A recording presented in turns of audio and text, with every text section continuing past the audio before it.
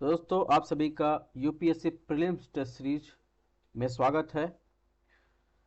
इस test series में हम लोग ज्योग्राफी के नेक्स्ट टेस्ट को देखेंगे, यानी टेस्ट नंबर 6 है ज्योग्राफी का, उसको हम देखेंगे।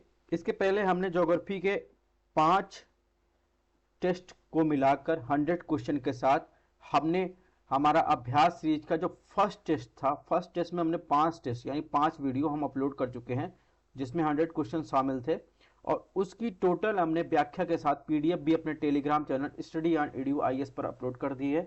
आपने अभी तक अगर वो टेस्ट नहीं देखा है तो आप जाकर देख सकते हैं, क्योंकि वो इससे अलग है। उसमें हमने कॉन्टिनेंट से रिलेटेड जितने भी थे एंडोजेनिक प्रोसेस से, वो लगभग चीज़ों को उसमें सम्मिलित करके इंपॉर्टेंट सेक्शन को कवर किया है, और उन सब की सारी लेक्चर की लिंक आपको यहाँ पर मिल जाएगी, और हमारे इस टेलीग्राम चैनल के पर मिलने के साथ हमारे प्लेलिस्ट पर भी आपको अवेलेबल मिल जाएगी। और इसके इंपॉर्टेंस आप कोई स्टेट पीसीएस दे रहे हैं, यूपी पीसीएस दे रहे हैं, तो उसमें जो है सब में आपको बराबर इंपॉर्टेंस मिलेगी। ये जो अभ्यास टेस्ट 2 है उसमें ये पार्ट फर्स्ट है जिसमें क्वेश्चन 1 to 20 कवर करेंगे। ऐसे ही हम इसमें भी पार्ट टेस्ट 2 में भी 5 टेस्ट जो है कंडक्ट कर रहे हैं, जो 100 क्वेश्चन के साथ व्याख्या के साथ लास्ट में अपलोड करेंगे। इसकी पीडीएफ भी हमारे टेलीग्राम चैनल पर आपको मिल जाएगी।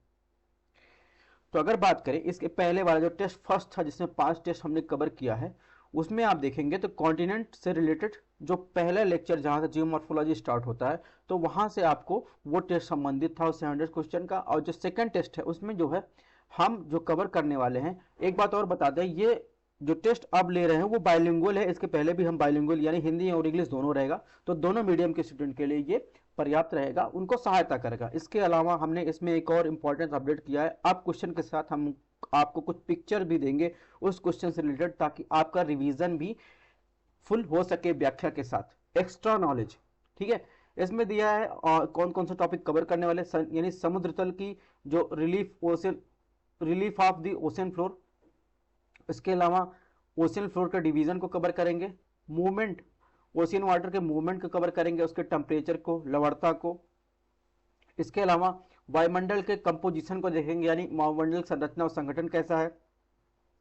इसके अलावा देखेंगे सौर विकिरण को देखेंगे, ताप संतुलन तापमान को देखेंगे, एटमॉस्फेरिक सर्कुलेशन को देखेंगे और उसके इफेक्ट देखेंगे। इसके अलावा बात करें विंड सर्कुलेशन और वाटर और एटमॉस्फेयर में जो चेंज हो रहा है और वर्ल्ड क्लाइमेट चेंज को मिलाकर हम लोग 100 क्वेश्चन करने वाले हैं, जो 5 लेक्चर में होगा।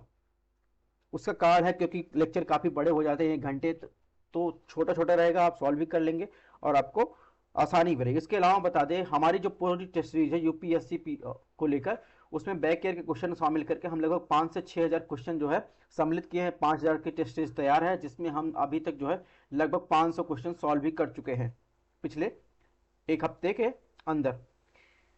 ठीक है, और अगर आपको कोई प्रॉब्लम है या कुछ क्वेश्चन में किसी भी लेक्चर से या फिर कोई और इन्फॉर्मेशन चाहिए, तो आप टेलीग्राम चैनल पर मैं अपडेट तो देता ही हूँ, और कमेंट बॉक्स में आप कमेंट कर सकते हैं। इसके अलावा हमारा ये नंबर है, इस पर आप व्हाट्सअप या टेलीग्राम पर एसएमएस कर सकते हैं, आपको वहां से तुरंत जवाब मिल जाएगा। या आपको कोई पीडीएफ नहीं मिल रहा है तब भी आप इस पर एसएमएस करेंगे, आपको वो पीडीएफ उपलब्ध हो जाएगी, क्लास से रिलेटेड या कोई भी।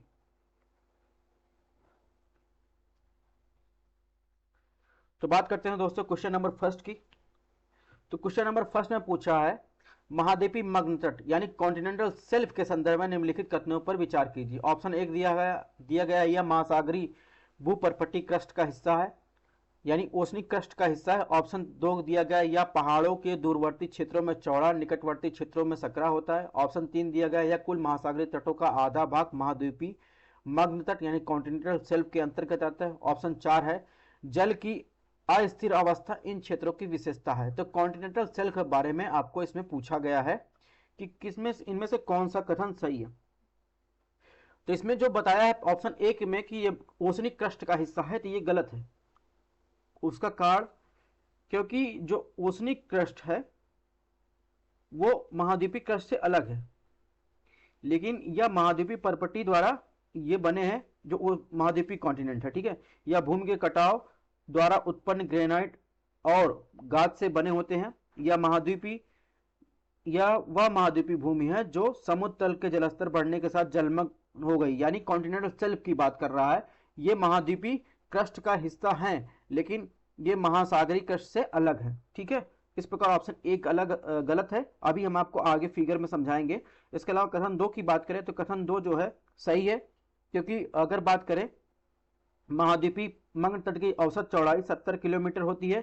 साइबेरिया का अगर देखेंगे रशिया वाले एरिया, तो वो जो हिमाच्छादित तट है के साथ इस मग्न तट की चौड़ाई सबसे अधिक, यानी विश्व में सबसे चौड़ा अगर आपको कॉन्टिनेंटल शेल्फ देखना हो, अगर पूछा जाए कहाँ है, तो साइबेरिया यानी रसिया में है। ठीक है, लगभग 800 मील तक फैला हुआ है और यह मग्न तट चौड़ा भूमि ढाल के साथ इस प्रकार संबंधित है कि इसकी चौड़ाई निचले तटों यानी आर्कटिक साइबेरिया के पूर्व तट, पूर्वी उत्तरी अमेरिका और उत्तर पश्चिमी यूरोप के निकट अधिक और पहाड़ों तटों यानी पश्चिमी तटों में निकट संकीर्ण है। तो इस प्रकार देखेंगे ऑप्शन 2 जो है सही है। ऑप्शन 3 की बात करें, ऑप्शन 3 जो है गलत है, क्योंकि महाद्वीपीय मग्न तट कुल महासागरीय तट का लगभग 7.5% ही है। ठीक है, ये वे महासागरीय सीमांत क्षेत्र होते हैं जो समुद्र जलमग्न के साथ इनकी जो औसत गहराई होती है 150 से 200 मीटर होती है और महासागरों की ओर ढलान 1 से 3 डिग्री होता है। ये भी फैक्ट आपको ध्यान रखना है, इसकी ढलान जो होती है कॉन्टिनेंटल शेल्फ की 1 से 3 डिग्री होती है। तो इस प्रकार ऑप्शन 3 गलत हो जाएगा। ऑप्शन 4 जो है सही है। ये जो जल होता है यहाँ पे जो कॉन्टिनेंटल शेल्फ की बात कर रहा है, यह भूमि में मीठे पानी के अपवाह और समुद्र के अत्यधिक खारे पानी के बीच एक इको क्या ट्रांजिशन जोन होता है, यानी जो कॉन्टिनेंटल शेल्फ है वो ट्रांजिशन जोन में आता है। इस प्रकार देखेंगे ऑप्शन 4 सही है, यानी इसमें कौन सा ऑप्शन सही है, 2 और 4। अब आपको हम पहले समझा देते हैं कॉन्टिनेंटल शेल्फ है क्या। ये आप देख रहे हैं, ये महाद्वीपीय तट है। ठीक है, ये महाद्वीप है, यहां से ये है सी लेवल। तो जहां तक कॉन्टिनेंट लिखा है वो पूरा महाद्वीप का भाग है, यानी कॉन्टिनेंटल शेल्फ आएगा। एक आपको क्रम ध्यान रखना, पहले कॉन्टिनेंटल शेल्फ आएगा, फिर फिर कॉन्टिनेंटल स्लोप आएगा, उसके बाद क्या आता है एबिसल प्लेन, यानी पूरा का पूरा। इसके बाद ये ओशनिक में आ जाएगा, एबिसल हिल आता है, सी माउंटेन आता है, ओशिनिक ट्रेंच आता है और वोल्केनिक आइलैंड होंगे। तो ये सब जो है आप देखेंगे कि किसी भी आप ओशियन में ये फीचर्स पाए जाते हैं, यानी हर ओशियन में या आप बे में तो आपको इस प्रकार के फीचर मिलेंगे, यानी कॉन्टिनेंटल शेल्फ मिलेगा। यानी आप देखेंगे मैप में, आपने देखा वर्ल्ड मैप के, जैसे भारत है, भारत के बगल देखेंगे हल्का नीला कलर है, उसके बाद गाढ़ा नीला है, यानी वो हल्का नीला कॉन्टिनेंटल शेल्फ है। जैसे जैसे चौड़ाई गहराई बढ़ रही है, फिर कॉन्टिनेंटल शेल्फ यानी पानी जो होता है नीले से गाढ़े, हल्के नीले से गाढ़ा नीला होता जाता है, तो क्या करें स्लोप भी बढ़ता जाता है और गहराई भी बढ़ती जाती है। तो ओशनिक ट्रेंच दुनिया में देखेंगे सबसे गहरा क्षेत्र है। ठीक है, समुद्र तल से गहराई के मामले में किया जाए, ये नेचुरल इतना ज्यादा गहरा है। ठीक है, इसके अलावा बात करें, आपने विश्व के सबसे गहरी ट्रेंच मरियाना ट्रेंच के बारे में सुना होगा। तो यह प्रशांत महासागर में स्थित है।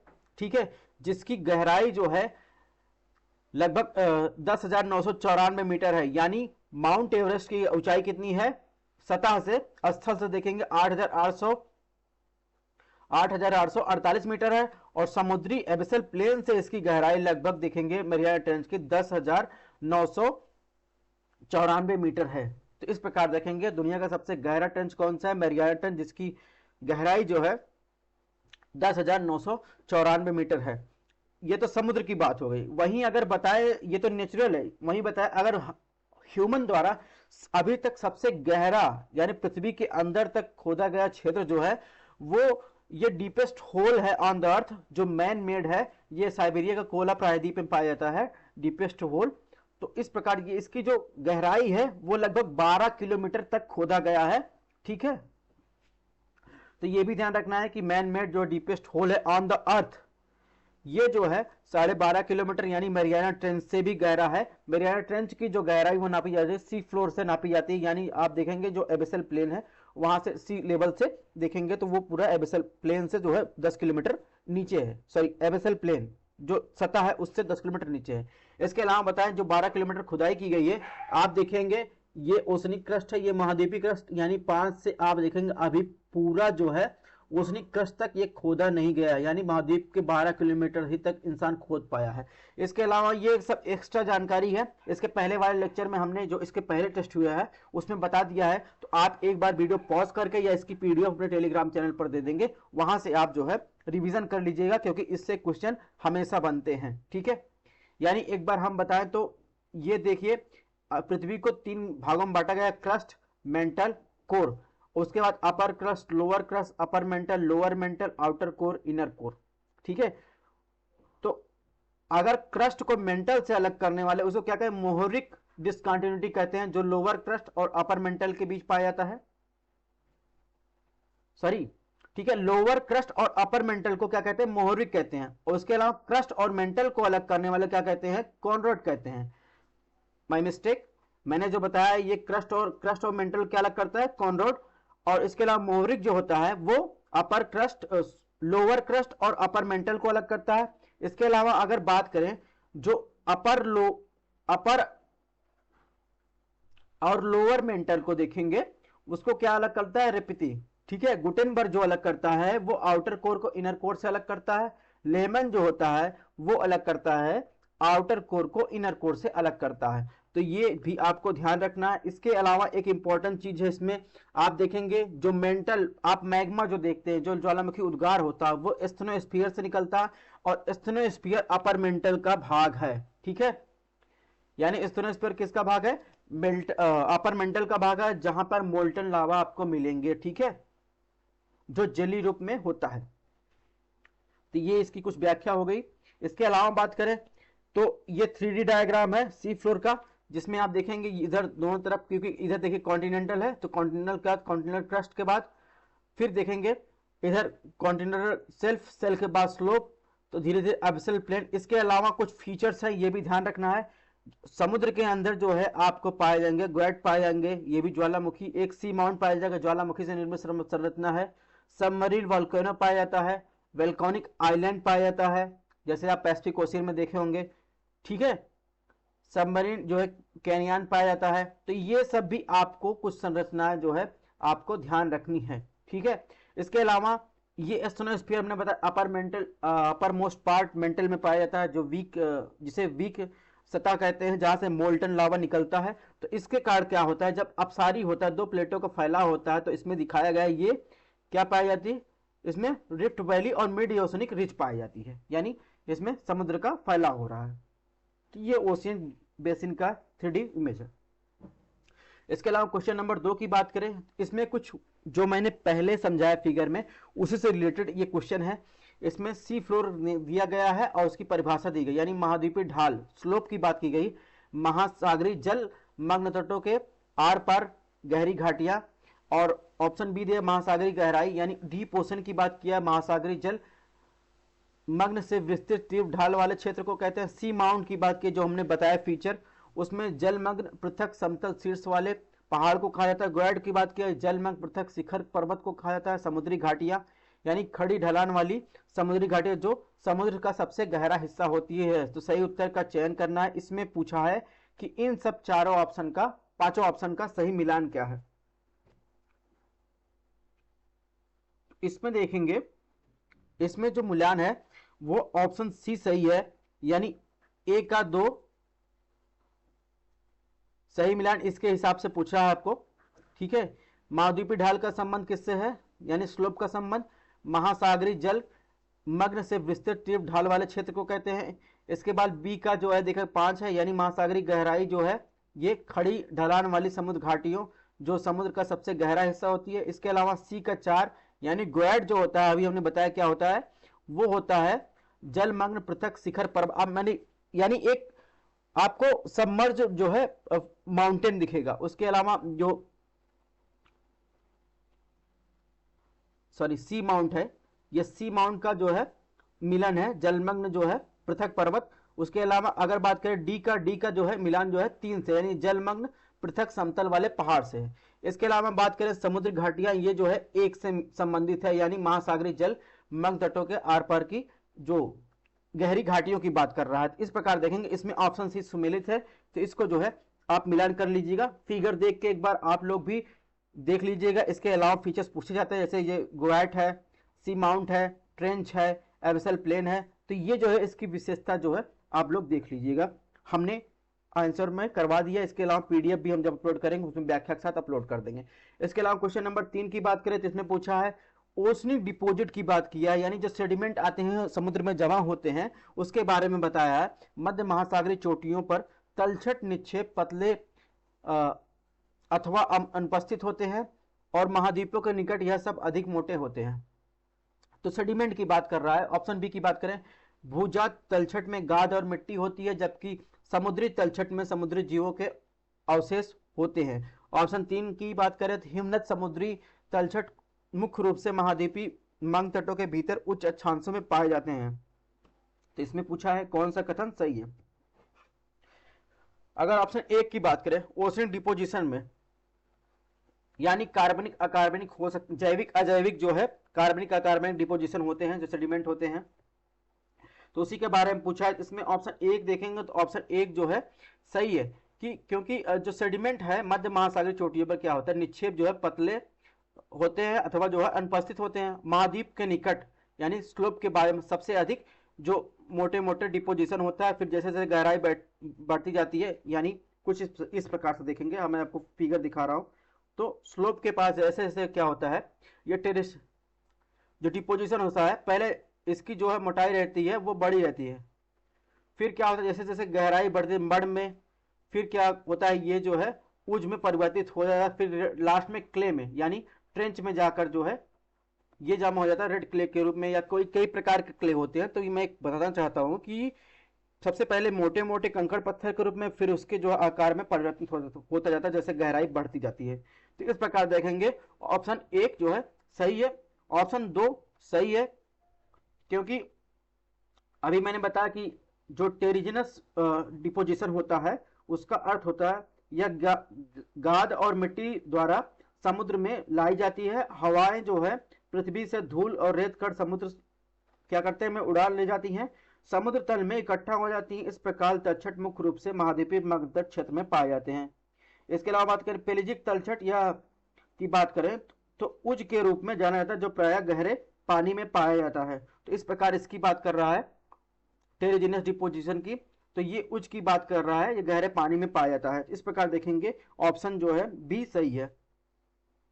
ऑप्शन 3 की बात करें तो ऑप्शन सी की बात करें तो ऑप्शन सी जो है सही है, क्योंकि अधिकांश जो हिमनदी समुद्री तलछट हैं वो कीचड़ चट्टानों रेत और शिलाखंडों से निर्मित होते हैं। हिमयुग में क्या हुआ था, हिमनदों के पिघलने से ध्रुवों की ओर पीछे हटने पर जमा हो जाते थे, परंतु वर्तमान में यह तलछट हिमखंडों द्वारा निर्मित होते हैं, क्योंकि अधिकतर मामलों में हिमखंड ग्लेशियर के टुकड़े होते हैं। तो इस प्रकार देखेंगे यह मुख्य रूप से क्या होता है महाद्वीप मगधों के निकट क्या होता है उच्च अक्षांशों में पाए जाते हैं। तो ये भी ऑप्शन सही है, यानी पूछा है कौन सा करेक्ट है, ए बी सी तीनों करेक्ट है। मैंने बता ही दिया क्या होता है वर्टिकल डिपोजिशन, ये ओसनिक फ्लोर में है। ऐसे आपको अगर जब आप मेंस लिख रहे हैं तो आपको ऐसे फिगर बनाना है। इसके अलावा ये ओसनिक जोन की बात किया गया, ये एक्स्ट्रा नॉलेज में आप जानिएगा, इसको जो है पैलेजिक जोन कहते हैं। तो ये जो है जैसे मैंने 3D में दिखाया था, तो उसका एक डिवीजन ये भी है कॉन्टिनेंटल शेल्फ।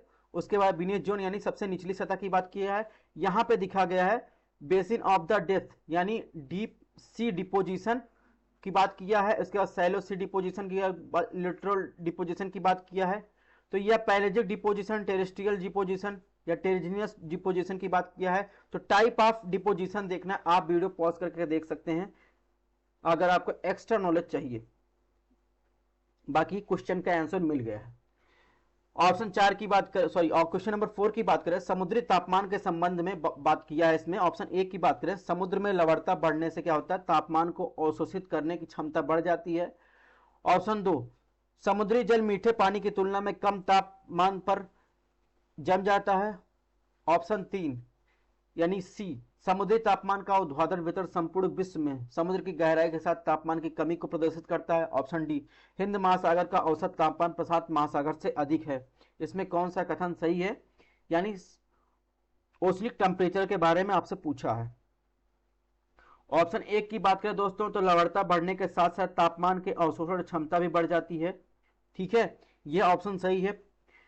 अगर बात करें उच्च तापमान वाली उष्णकटिबंधीय महासागर जो होती हैं और जो उच्च शीत अक्षांशों की ओर जाती हैं, जो धाराएं होती हैं, और इस तरह जो ठंडी शीतल धाराएं होती हैं वो कहां से आती हैं, निम्न उष्ण अक्षांशों की ओर आती हैं। घनत्व बढ़ने से क्या होता है, तापमान अवशोषण क्षमता बढ़ती है, परिणाम स्वरूप क्या होता है, तापमान बढ़ने का समय बढ़ जाता है। यानी सूर्य ताप जो होता है तापमान को प्रत्यक्ष रूप से प्रभावित करता है। इस प्रकार जो है ऑप्शन 1 जो है ए सही है, ऑप्शन बी भी सही है। ठीक है।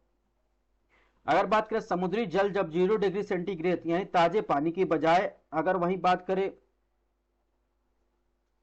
-1.8 डिग्री सेंटीग्रेड पर जम जाता है, तो समुद्री जो जल की तुलना में अन्य जल कम तापमान पर ही जमते हैं। समुद्री जल में विभिन्न प्रकार के आयन होते हैं, जबकि अन्य जल में हाइड्रोजन और ऑक्सीजन के अणु बर्फ के क्रिस्टल संरचना के साथ संबंध होते हैं।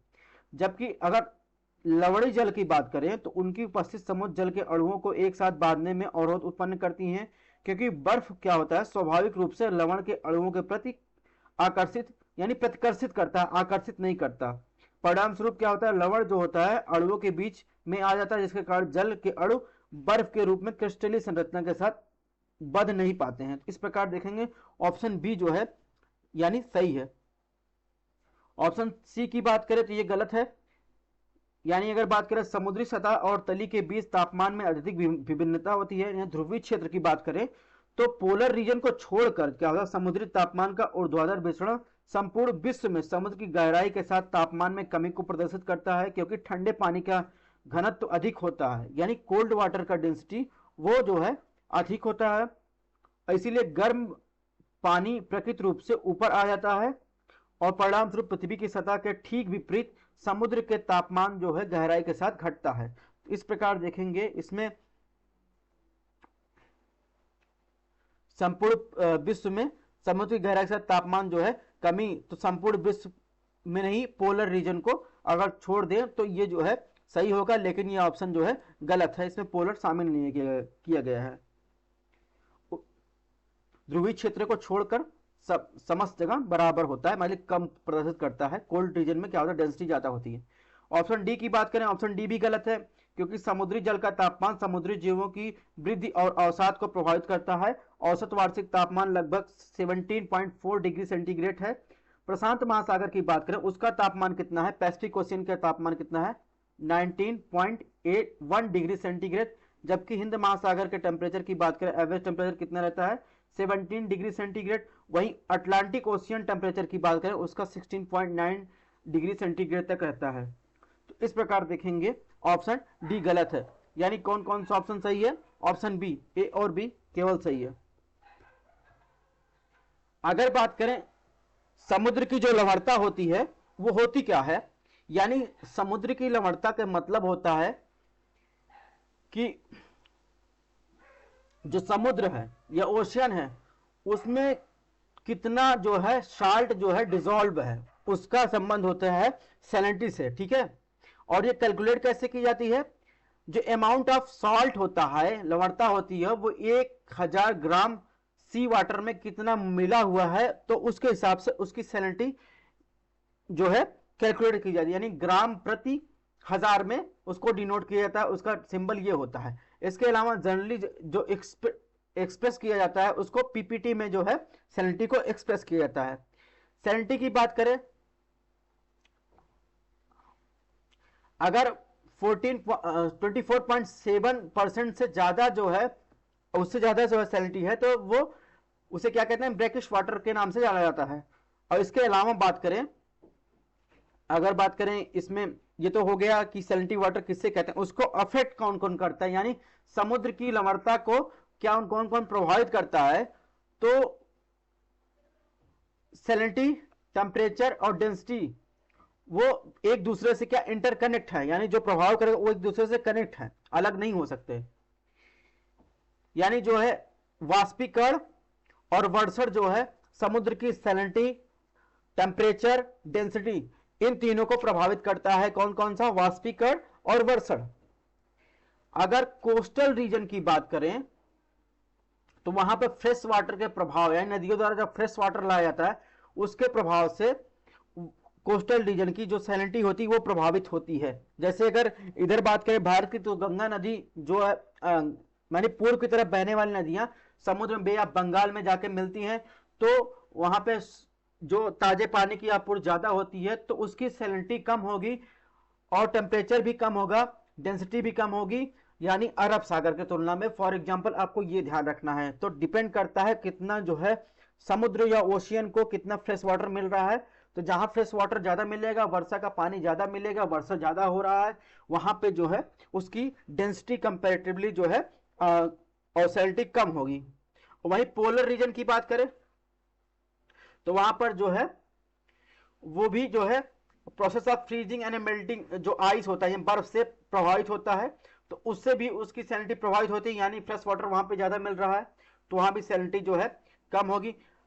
और इसके अलावा हवा जो होती, विंड भी ये लवणता को प्रभावित करती है, यानी विंड के कारण क्या होता है, जब ईस्टर्ली या वेस्टर्ली पवनें जिस तरफ बहती हैं तो समुद्र के पानी को, खारे पानी को एक दूसरे तरफ लेके जाती हैं, तो कंपैरेटिवली जिस तरफ लेके जाती हैं सैलिनिटी उस तरफ प्रभावित होती है। इसके अलावा ओशियन करंट भी इंफ्लुएंस करती है लवणता को। इसके अलावा बात करें तो डेंसिटी जो होती है या टेम्परेचर जो है, ये भी जो है सैलिनिटी को जो है इफेक्ट करता है। तो इस प्रकार देखेंगे, ये हो गया कुछ आपको एक्स्ट्रा नॉलेज, अगर आपको कहीं पूछ लिया तो आपको बताना है। Highest salinity in water bodies की बात करें तो विश्व में सबसे लवणीय जल की बात करें तो आप जो है सबसे लवणीय जल कहां पाया जाता है, तो आपको पता करना है, आप बताना है लेक वॉन टर्की में। टर्की में विश्व का सबसे ज्यादा लवणीय जल यानी सबसे सैलिनिटी वाला लेक जो है लेक वॉन है टर्की में, ठीक है। और लेक वन कहां है, इधर आएंगे मेडिटेरियन सी, ऊपर ब्लैक सी, इसके बीच में आएंगे तो ये टर्की में है लेक वन। इसके बाद कौन सा सबसे ज्यादा जो है सबसे ज्यादा सैलिनिटी वाला लेक है, तो दूसरे नंबर पर है डेड सी। डेड सी कहां है, जॉर्डन और इजराइल की सीमा पर डेड सी है। और लेक वन की सैलिनिटी कितनी है, 330 ग्राम प्रति हजार, और डेड सी की कितनी है, 238 ग्राम प्रति हजार। उसके बाद तीसरे नंबर में विश्व को सबसे ज्यादा लवणीय झील की बात करें तो ग्रेट साल्ट लेक जो है विश्व की तीसरी सबसे ज्यादा लवणीय झील है, जिसकी सैलिनिटी है 220 ग्राम प्रति हजार। तो ये ग्रेट साल्ट लेक देखेंगे यूएसए के उटाह प्रांत में स्थित है, तो यहां पर देखेंगे तो ये जो है सबसे ज्यादा लवणीय तीसरी झील है, ठीक है।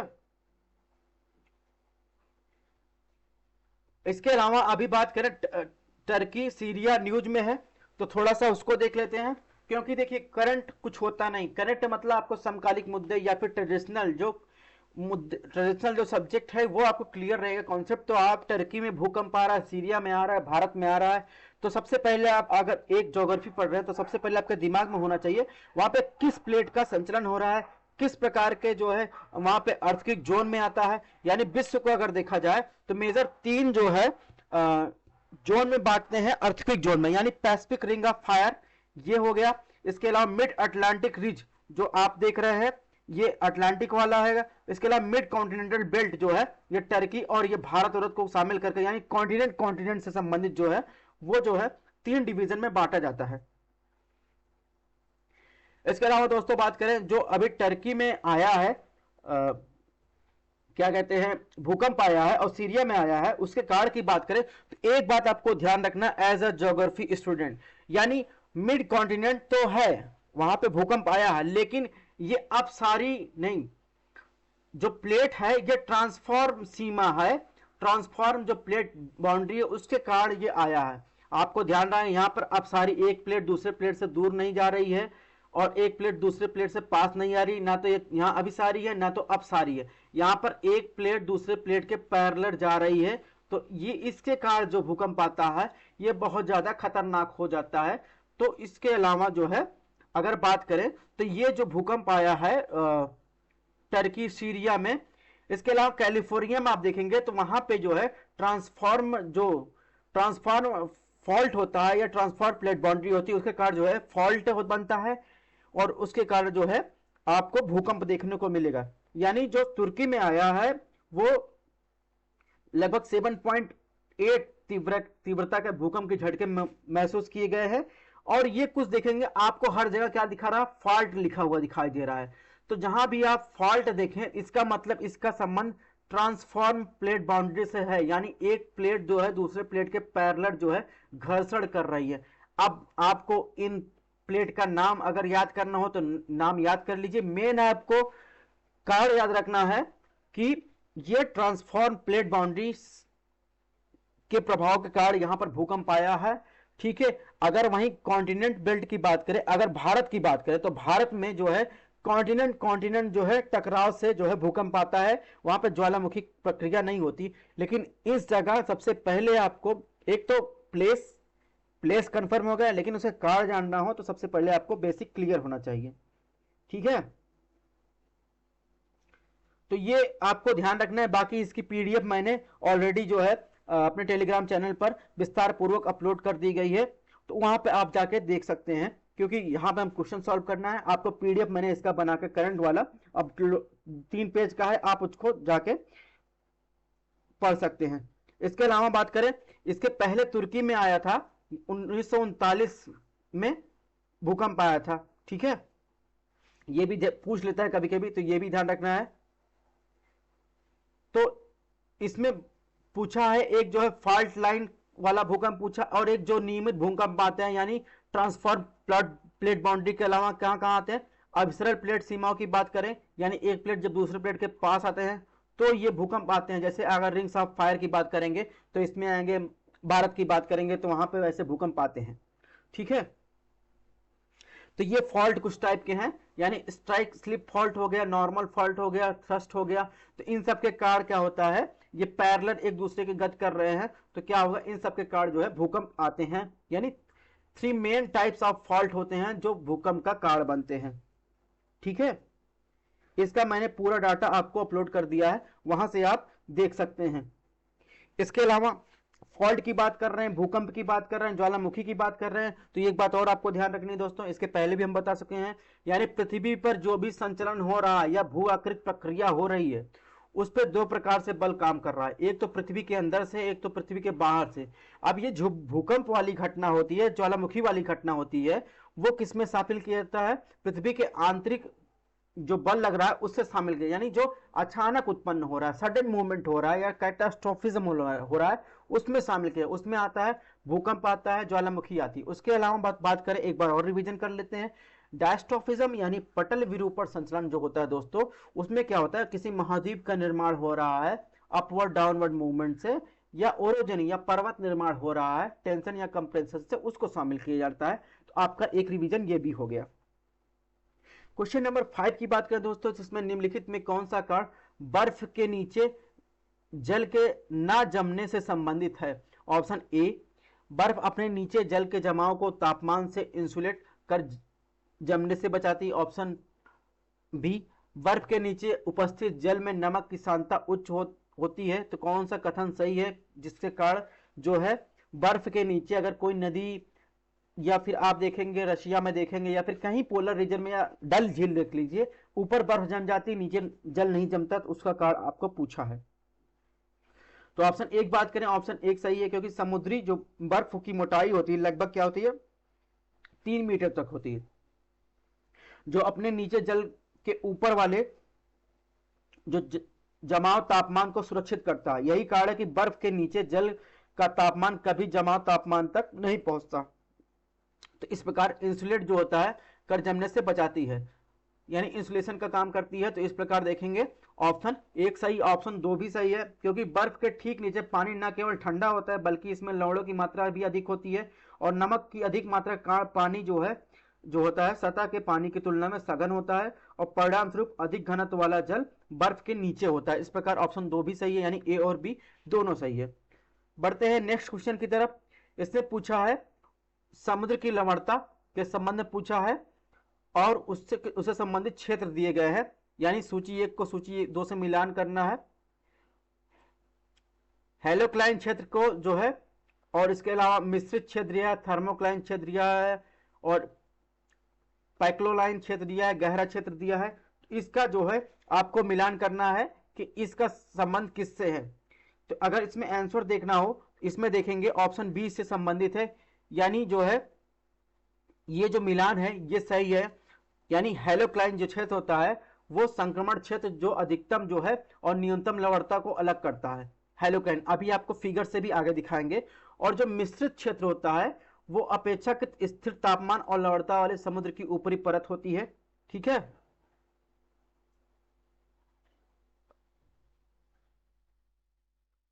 इसके अलावा थर्मोक्लाइन क्षेत्र की बात करें तो थर्मोक्लाइन क्षेत्र वो होता है जहां पर समुद्री सतह जो है का जल गहरे जल के बीच सीमा क्षेत्र उसके बाद के तापमान में तेजी से गिरावट आती है। इसके अलावा जो पाइकोक्लाइन क्षेत्र होता है तापमान अत्यधिक जो है गिरावट और गहराई के साथ घनत्व में वृद्धि होती है। गहरा क्षेत्र जो होता है तापमान और लवणता के कारण गहराई के साथ साथ पानी में जो है घनत्व में तेजी से वृद्धि होती है।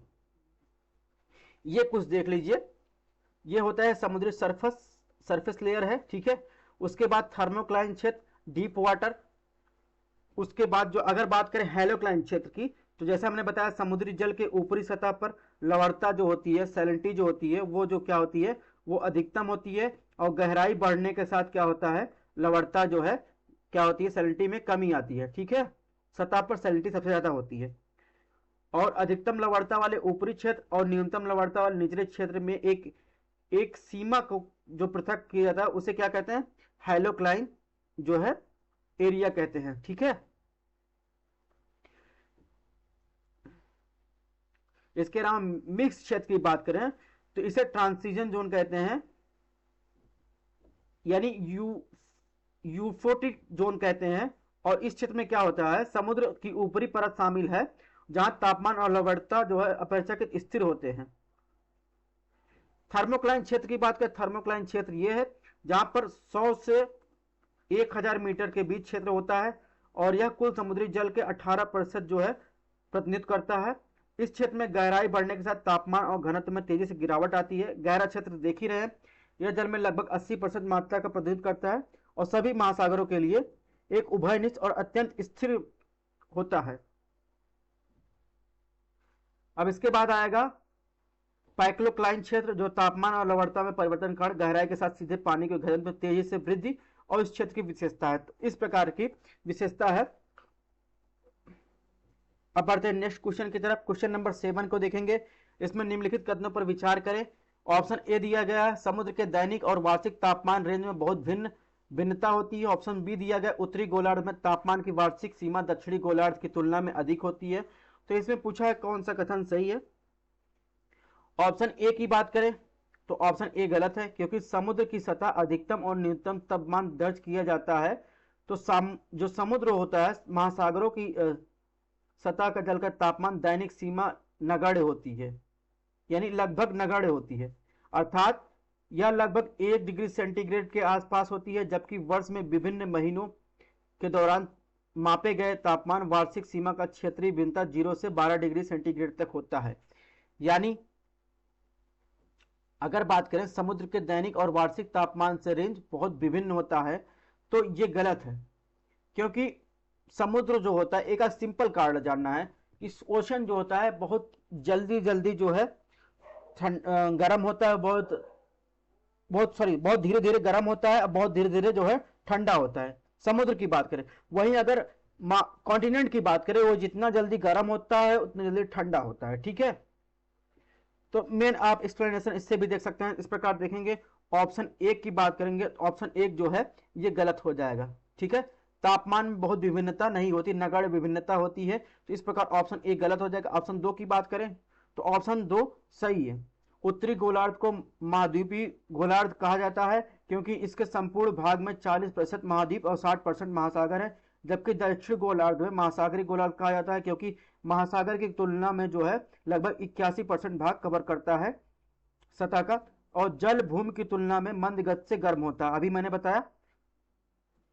तो इस प्रकार जो है ये ऑप्शन सही है, यानी ऑप्शन बी इसमें सही है।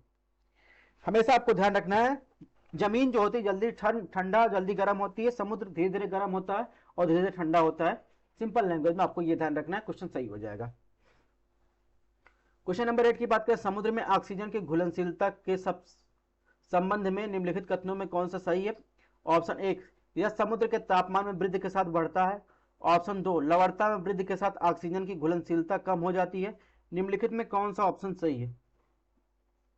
अगर ऑप्शन ए की बात करें तो ऑप्शन ए गलत है। जब जल वायु के संपर्क में आता है तो ऑक्सीजन प्राकृतिक रूप से पानी में घुलती है। ऑक्सीजन घुलनशीलता अत्यधिक तापमान पर निर्भर करती है तथा उच्च तापमान पर क्या होती है? घटती है।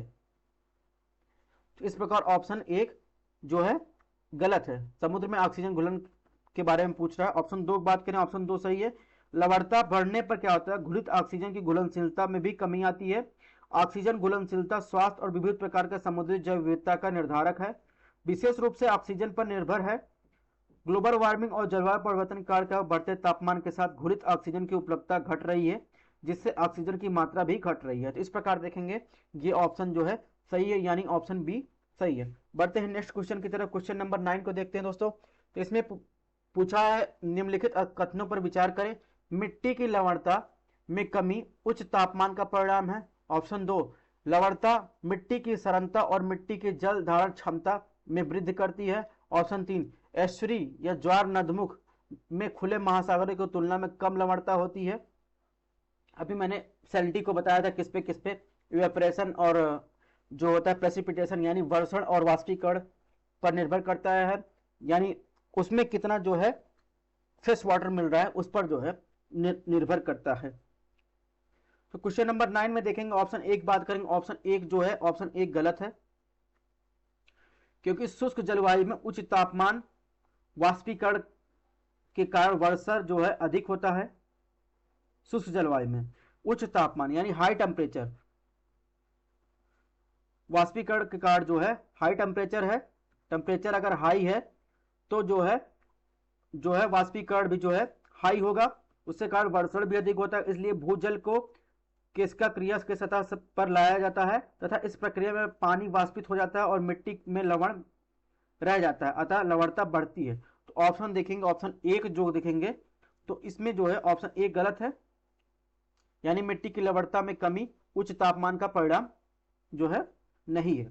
ऑप्शन दो की बात करें, ऑप्शन दो जो है गलत है, क्योंकि बात करें लवणीकरण के से क्या हो तीव्र जल जमाव होता है, जिसका अर्थ है मिट्टी की सरलता और जल धारण क्षमता में कमी। यह मिट्टी को लंबे समय तक अभेद्य बनाता है। ठीक है, तो कमी, तो इस प्रकार ऑप्शन दो गलत। ऑप्शन तीन की बात करें, एस्चुरी ये ज्वार नदमुख एक ऐसा निकाय होता है जो आंशिक रूप से भूमि से घिरा होता है और समुद्र का खारा पानी और धरातल के मीठे पानी का मिश्रण यानी ट्रांजिशन जोन होता है। संपूर्ण विश्व में समुद्री तटीय क्षेत्र में एस्चुरी पाया जाता है। हालांकि मीठे पानी की मतलब ज्यादा आमद के कारण एस्चुरी ज्वार नदमुख में खुले महासागर की तुलना में लवणता कम होती है। तो इस प्रकार देखेंगे इसमें जो है ऑप्शन तीन जो है सही नहीं है, लवणता कम होती है ना। तो इसमें जो पूछा है कौन सा ऑप्शन जो है गलत है, एस्चुरी ज्वार नदमुख खुले महासागर की तुलना में लवणता कम होती है, ये ऑप्शन सही है, ऑप्शन तीन सही है, यानी एक और दो इसमें गलत है। मीठे पानी की बताया मैंने, मीठा पानी जितना ज़्यादा मिलेगा लवणता उतनी खुले महासागर की लवणता ज़्यादा होगी, एस्चुरी की जो है लवणता कम होगी। क्वेश्चन नंबर 10 की बात करें, हिंद महासागरीय क्षेत्रों में उपलब्ध खनिज संसाधन के बारे में विचार करना है। ऑप्शन एक, हिंद महासागर में मैग्नीज एक बड़े क्षेत्र में पाया जाता है जो 100 मिलियन वर्ग किलोमीटर से अधिक है। ऑप्शन दो, वे मध्य भारतीय पर्वत पृष्ठ के साथ पाए जाते हैं। ऑप्शन तीन, विश्व महासागर परिषद का प्राधिकरण है जो खुले समुद्र के अन्वेषण के लिए लाइसेंस आवंटित करता है। इसमें कौन सा ऑप्शन गलत है? अगर सेंट्रल इंडियन बेसिन की बात करें तो ऑप्शन एक गलत है, क्योंकि हिंद महासागर में मैग्नीज एक बड़े क्षेत्र जो मैग्नीज नोड्यूल है एक बड़े क्षेत्र में को शामिल करते हैं, जिसमें क्या 10 मिलियन वर्ग किलोमीटर से अधिक क्षेत्र शामिल है। ठीक है, इस प्रकार ऑप्शन एक गलत है। ऑप्शन दो की बात करें, ऑप्शन दो सही है। सेंट्रल इंडियन रिज यानी रीयूनियन हॉटस्पॉट के साथ रिज जो है के पूर्व की बात करें तो बेसिन के बड़े क्षेत्र में मैग्नीज निकल और तांबे के उच्च प्रतिशत के साथ नोड्यूल पाया जाता है। तो इस प्रकार देखेंगे ऑप्शन दो सही है, ऑप्शन एक गलत है। ऑप्शन तीन की बात करें तो ऑप्शन तीन गलत है। भारत के पास क्या मध्य महासागरीय बेसिन में समुद्र तल से पॉलमेटेलिक नोड्यूल का पता लगाने का विशेष अधिकार है। पॉलीमेटेलिक नोडुल्स के विकासात्मक गतिविधियों के लिए अंतर्राष्ट्रीय समुद्र प्राधिकरण द्वारा आवंटित अंतर्राष्ट्रीय जल में 75,000 वर्ग किलोमीटर से अधिक क्षेत्र शामिल किया गया है। और वर्ल्ड ओशन काउंसिल एक वैश्विक cross sectoral ocean industry leadership alliance है जो कारपोरेट ओशन रिस्पॉन्सिबिलिटी के लिए प्रतिबद्ध है। इस प्रकार देखेंगे ऑप्शन 3 गलत है। इसमें क्या पूछा है, कौन सा इनकरेक्ट है? 1 और 3 इनकरेक्ट है, ऑप्शन सी सही होगा। क्वेश्चन नंबर 11 की बात करें, महासागर पर कोरियालिस बल के प्रभाव के बारे में निम्नलिखित कथनों में विचार कीजिए। ऑप्शन 1, कोरियालिस बल समुद्री जल को दक्षिणी गोलार्ध में बाईं ओर और उत्तरी गोलार्ध में दाईं ओर ले जाने के लिए जिम्मेदार है। ऑप्शन 3, सारगैसो सी जो होता है वो कोरियालिस बल के कारण वृत्ताकार धारा का परिणाम है। इसमें कौन सा कथन सही है? कोरियालिस फोर्स के बारे में पूछा जो महासागरों पर लगता है। ऑप्शन 1 की बात करें तो कोरियालिस बल का प्रभाव होता है, तो ऑप्शन 1 सही है। कोरियालिस बल जो है समुद्री जल को क्या करता है, जैसे सपोज ये 2 हेमिस्फीयर है, एक नॉर्थ है एक साउथ है, तो कोरियालिस बल जो होता है समुद्री जल को क्या करता है, उत्तरी गोलार्ध में क्या करता है, दाईं तरफ, ठीक है, समुद्री जल को क्या करता है दाईं तरफ, और दक्षिणी गोलार्ध में बाईं तरफ ले जाने का कारण बनता है। यानी पृथ्वी जो घूम रही है पश्चिम से पूर्व की तरफ घूम रही है, पश्चिम से पूर्व की तरफ घूम रही है। अगर जल तो धारा सीधा बह रही है तो क्या होता है, एक जो है आभासी बल लगता है इसकी दिशा में, तो क्या करता है ये जो है उत्तरी गोलार्ध में जो है दाईं तरफ घुमा देता है। इस प्रकार जो है ऑप्शन 1 सही है। ऑप्शन 2 भी सही है, क्योंकि जल के इन बड़े संचयों और उनके चारों ओर प्रवाह को जाइरस कहा जाता है। यह सभी महासागरीय घाटियों में वृत्ताकार धाराएं उत्पन्न करते हैं। ऐसी ही एक वृत्ताकार धारा सारगैसो सागर या गायर, सारगैसो सागर या गायर जो बनता है, अभी इसको हम चित्र के माध्यम से आगे आपको समझाते हैं, इसे गायर कहते हैं। तो इस प्रकार देखेंगे दोनों ऑप्शन सही है, 1 और C। अब आपको समझा देते हैं थोड़ा सा, इसके बाद आएगा हमबोल्ट धारा वगैरह के बाद, इस क्वेश्चन के बाद आएगा तो सारगैसो सी भी दिखा देंगे और उसके अलावा आपको समझा भी देंगे कौन कौन सी जलधारा है और क्यों घूमती है, ये तो बता ही दिया। अब महासागरीय धाराओं को पश्चिम से पूर्व की ओर व्यवस्थित करने के लिए जो है बोल रहा है, सही उत्तर चूज करना है, इसको जरूर ध्यान रखना है। हम जो आपको अगले स्लाइड में हम दिखाएंगे वर्ल्ड लेवल पे ओशियन करंट के बारे में, वो आपको ध्यान रखना है, कौन सी कोल्ड करंट है, कौन सी हॉट करंट है, कौन सा क्रम किसमें है, यह आपको ध्यान रखना है। तो अगर बात करें जो है पूर्व से पश्चिम से पूर्व की तरफ, तो पश्चिम से पूर्व में देखेंगे ऑप्शन डी इसमें सही होगा, यानी कैलिफोर्निया, ठीक है, नॉर्थ अमेरिका।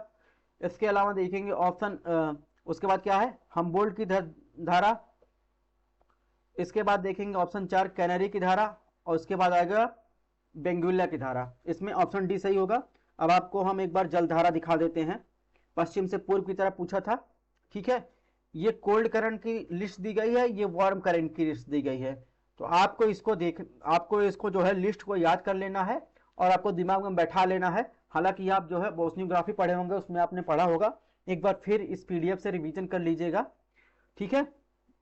इसमें देखिए जो है, जो नॉर्थ हेमिस्फीयर में देखिए जो जलधारा है वो दाईं तरफ मुड़ जा रही हैं, ठीक है, और जो साउथ हेमिस्फीयर में है वो जलधारा क्या हो रही है, बाईं तरफ मुड़ जा रही हैं। तो इस प्रकार देखेंगे ये वार्म करंट की लिस्ट दी गई है, कोल्ड करंट की लिस्ट दी गई है, जिसमें हमबोल्ट पूछा था, ठीक है, कैनरी पूछा था, बेंगुइला पूछा था। तो ये सब आप जो है देख लीजिएगा वीडियो पॉज करके या फिर पीडीएफ में, कौन कौन सी जलधारा है, मेजर वार्म और कोल्ड करंट है, इसमें आपको अलग अलग दिया गया है। अब बढ़ते हैं नेक्स्ट क्वेश्चन की तरफ। क्वेश्चन नंबर 13 में ओशियन डिपोजिशन के बारे में पूछा है। जैसे आप पहले सॉल्व किया था, फिर से क्वेश्चन आया है। प्लेसर निक्षेप हल्के खनिज होते हैं जो अपक्षय और अपरदन से घटित होते हैं। ऑप्शन 2 की बात किया है, सॉरी, इसने पूछा प्लेसर निक्षेप हल्के खनिज होते हैं जो अपक्षय और अपघटित हो जाते हैं। ऑप्शन 2 दिया है भारतीय प्लेसर निक्षेप दुनिया का सबसे बड़ा मोनोजाइट भंडार है। ऑप्शन 3, केरल तट पर भारत में थोरियम का सर्वाधिक भंडार है। ऑप्शन 4, थोरियम मोनोजाइट रेत से निकाला जाता है। ये न्यूज में था कुछ साल पहले, तो इसलिए जो है ये क्वेश्चन मैंने डाला है। तो इसमें पूछा कौन सा जो है ऑप्शन सही है। तो इसमें बात करें क्वेश्चन नंबर 13 में ऑप्शन 1 की बात करें तो प्लेसर निक्षेप जो होता है एक मूल्यवान भारी क्या होती है, खनिज होती है।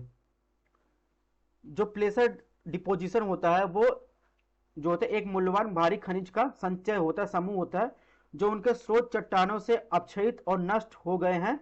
उनके उच्च घनत्व के परिणाम स्वरूप क्या होता है, प्लेसर निक्षेप अपने स्रोतों से चट्टानों से कुछ किलोमीटर दूर जमा हो जाते हैं। तो इस प्रकार देखेंगे प्लेसर निक्षेप हल्के नहीं होते, भारी निक्षेप होते हैं। तो इस प्रकार ऑप्शन 1 गलत। ऑप्शन 2 देखेंगे तो ऑप्शन 2 सही है, क्योंकि समुद्री प्लेसर निक्षेप तट बहुत करीब महाद्वीपी पर जमा होते हैं। प्लेसर खनिजों में सबसे अधिक आर्थिक रूप से महत्वपूर्ण होते हैं। और महत्वपूर्ण में कौन कौन से खनिज की बात करें तो ऐसे जो कैसेट्राइट आता है यानी टिन का अयस्क, एल्मेनाइट, टाइटेनियम, रूटाइल यानी titanium, zircon, zirconium, chromite, chromium. इसके अलावा बात करें मोनोजाइट, थोरियम, मैग्नेटाइट, लोहा, सोना, हीरे। तो इस प्रकार के डिपोजिशन, प्लेसर डिपोजिशन पाए जाते हैं। तो इस प्रकार देखेंगे इसमें जो है ऑप्शन 2 सही है। ऑप्शन 3 की बात करें तो ऑप्शन 3 भी सही है, क्योंकि केरल में जो है प्लेसर डिपोजिशन में विश्व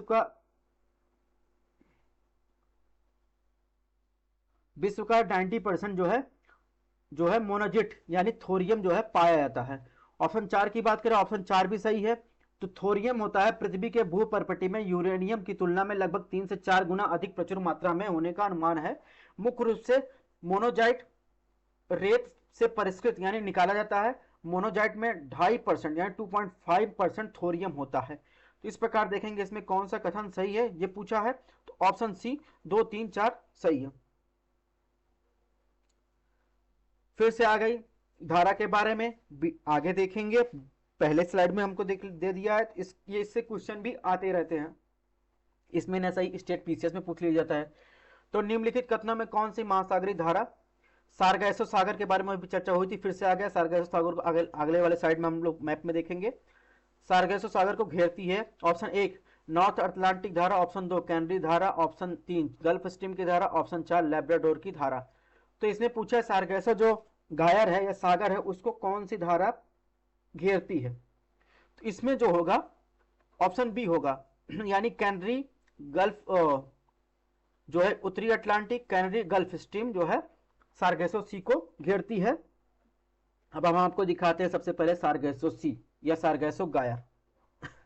ये अटलांटिक ओशियन में बना सारगैसो गायर है, नॉर्थ अटलांटिक ओशियन में। तो यहां पर आप देखेंगे जो सारगैसो सागर है वो उत्तरी अटलांटिक महासागर के मध्य लगभग देखेंगे 200 नाटिकल से 350 नाटिकल और अक्षांश। इसके अलावा देखेंगे कि बीच जो है ये एक क्षेत्र है ये, तो यहां पर आपको मिलेगा। यहां पर जो है सारगैसो नामक एक शैवाल पाई जाती है, घास पाई जाती है, इसीलिए इसे सारगैसो सी के नाम से जाना जाता है। और ये जो गायर जो चक्र है इसे गायर कहा जाता है। ये जो गायर होता है ये समुद्री धाराओं को घुमाने से एक बड़ी सिस्टम जो है जनरेट होता है। तो ये जो आप जलधाराएं देख रहे हैं नॉर्थ इक्वेटोरियल करंट, तो ये जो गायर बन रहा है इसके कारण जो है यहां पर जो है ये सारगैसो सी का निर्माण होता है। 5 प्रमुख चक्र हैं, उत्तर और दक्षिणी प्रशांत उपोष्णकटिबंधीय चक्र, इसके अलावा उत्तर और दक्षिणी अटलांटिक उपोष्णकटिबंधीय चक्र, हिंद महासागर उपोष्णकटिबंधीय चक्र। तो आप विश्व में देखें जहां जलधाराओं का जो भी गायर बन रहा है वो गायर जो है 5 प्रमुख गायर में आते हैं। ठीक है। संसार का एकमात्र समुद्री जिसकी कोई भूमि सीमा नहीं है, यानी संसार का एकमात्र समुद्र है ये जिसका कोई भूमि से सीमा नहीं लगता, यह पश्चिम में गल्फ स्ट्रीम। ठीक है। इसके अलावा उत्तर में अटलांटिक धारा, पूर्व में कनरी, दक्षिण में अटलांटिक भूमध्य धारा से घिरा हुआ है। तो इस प्रकार ये हो गया सारगैसो सी की बात। फिर हमने दे दिया है आप कोल्ड करंट, वार्म करंट देख लीजिए कौन सी करंट कहां से बहती है। क्वेश्चन नंबर 15 की बात करें, इसमें वायुमंडल की संरचना के बारे में पूछा है।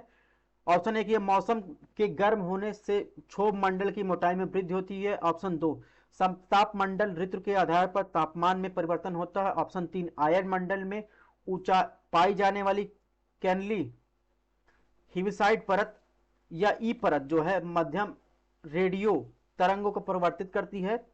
ऑप्शन 4 की बात करें अंतरराष्ट्रीय अंतरिक्ष स्टेशन तापमान मंडल में अवस्थित है। सही उत्तर आपको चूज करना है। वायुमंडल की संरचना के बारे में दोस्तों क्वेश्चन दिया गया है। अगर ऑप्शन 1 की बात करें तो ऑप्शन 1 सही है। ध्रुवों पर अगर देखेंगे, सपोज ये पृथ्वी है, आप सतह पर हैं, यानी आप जैसे सपोज आप अगर कहीं प्लेन एरिया में रह रहे हैं और वहीं ऊपर जाएंगे तो क्या होगा, क्षोभ मंडल की ऊंचाई जो है, ध्रुवों पर आप जाएंगे जैसे ऊंचाई जाएंगे वैसे, जैसे यहां से सपोज आप मैदानी इलाकों में है, यूपी में है, यूपी से आप चले गए कश्मीर या जम्मू कश्मीर लद्दाख चले गए, वहां पर क्षोभ मंडल की ऊंचाई में कमी आएगी। जबकि आप वहीं जो है अगर मैदानी इलाके में तो वहां पर जो है क्षोभ मंडल की ऊंचाई जो है उसकी अपेक्षा ज्यादा होगी। अगर वहीं ग्लोब वाइड बात करें तो ध्रुवों पर क्षोभ मंडल की ऊंचाई 8 किलोमीटर होती है, जबकि विषुवत रेखा पर इसकी ऊंचाई कितना होती है, क्षोभ मंडल की 16 किलोमीटर। ठीक है,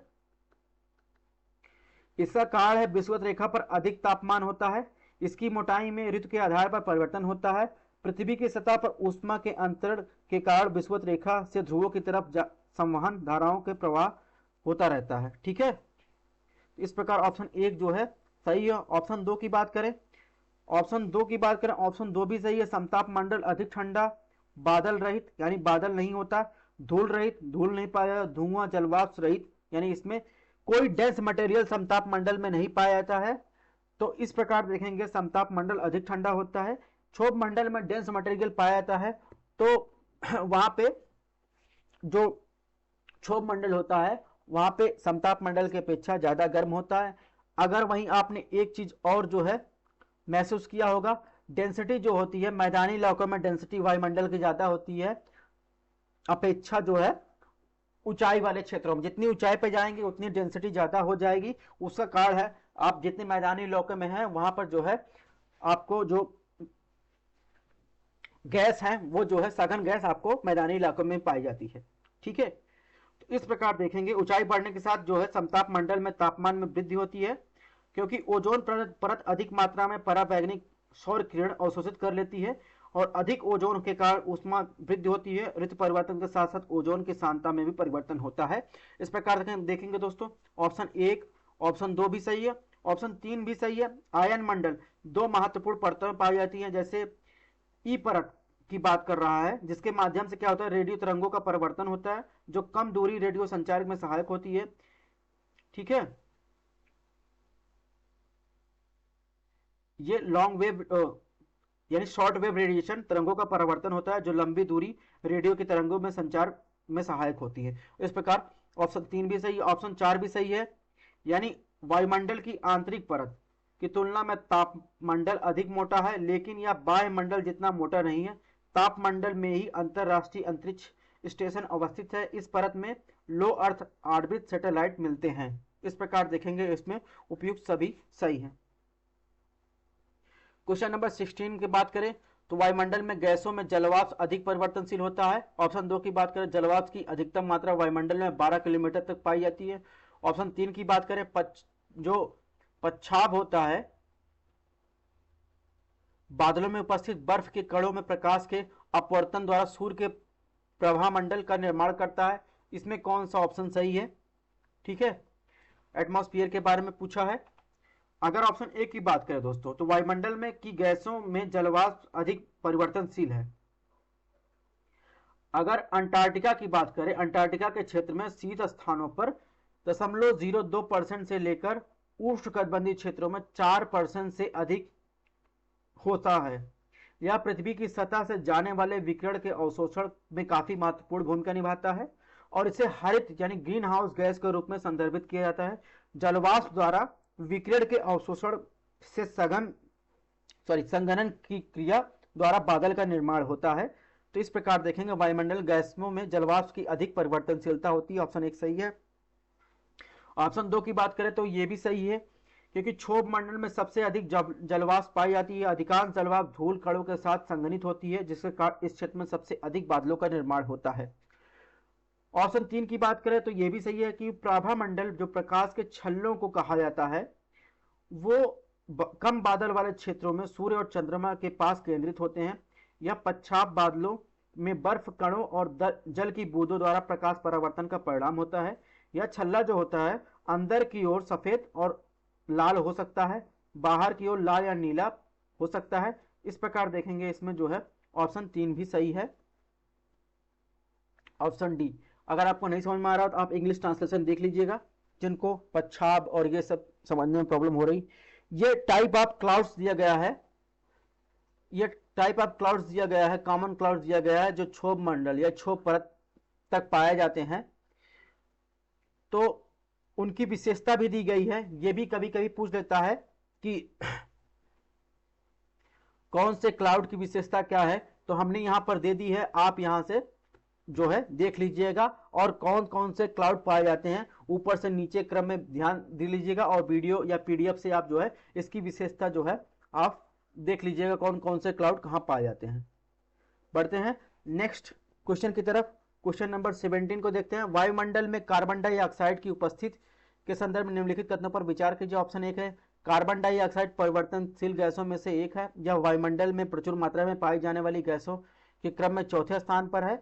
ऑप्शन 4, वायुमंडल में पाई जाने वाली कार्बन डाइऑक्साइड ऋतु के आधार पर परिवर्तित होती है। तो वायुमंडल में दोस्तों कार्बन डाइऑक्साइड के आधार पर यह क्वेश्चन जो है बनाया गया है, जिसमें पूछा गया है कि कार्बन डाइऑक्साइड के बारे में। ऑप्शन 1 की बात करें तो 1 जो है सही है, क्योंकि अगर गौण गैसों की बात करें या परिवर्तनशील गैस जिसे कहते हैं, पृथ्वी की सिस्टम में समान भूमिका निभाती है, क्योंकि ऊष्मा बजट या पृथ्वी पर आर्द्रता की उपलब्धता पर इसका प्रभाव पड़ता है। अब ऊष्मा बजट क्या होता है इसको आपने पढ़ा होगा, नेक्स्ट टेस्ट में कभी आएगा इस पे क्वेश्चन तो हम डिस्कस करेंगे। इसके अलावा बात करें, यह गैसों का कम परिवर्तन और परिवर्तनशील मात्रा में उपस्थित होते हैं, जिसमें कार्बन डाइऑक्साइड, मीथेन, ओजोन, जलवाष्प, पार्टिकुलेट मैटर शामिल होते हैं। मात्रा के आधार पर वायुमंडल में कार्बन डाइऑक्साइड की हिस्सेदारी कितना होती है? 0.036%। ठीक है, वायुमंडल में यह प्रचुर मात्रा में पाई जाने वाली गैसों के क्रम में चौथे स्थान पर है। यह ऑप्शन सही है। ऑप्शन 2 की बात करें तो ये भी जो है सही है, क्योंकि वायुमंडल पाए जाने वाले कार्बन डाइऑक्साइड ऋतु के आधार पर परिवर्तित होते हैं। गर्मियों में क्या होता है, पेड़ पौधे द्वारा पत्तियां गिराने के कारण ये कुछ कम हो जाते हैं। सर्दियों में मौसम में जब पौधे सुप्त अवस्था में चले जाते हैं तो मौसम के कारण प्रकाश संश्लेषण क्रिया में कमी आती है, तब इनकी मात्रा में यानी कार्बन डाइऑक्साइड की मात्रा में वृद्धि हो जाती है। तो इस प्रकार है, ये इसमें आंसर सी होगा। ये एटमॉस्फेरिक कंपोजिशन है, यानी वायुमंडल का जो किन किन गैसों से मिलकर बना है, यानी नाइट्रोजन जो है वायुमंडल में सबसे ज्यादा है 78%, इसके बाद ऑक्सीजन है 20.95%, इसके बाद आर्गन है, फिर कार्बन डाइऑक्साइड है। इसके अलावा जो है कुछ अन्य गैसें हैं जिसमें आप जो है नियॉन, हीलियम, मेथेन और जलवाष्प, तो ये आप देख लीजिएगा, ये भी पूछा जाता है। अब बात करते हैं क्वेश्चन नंबर 18 की।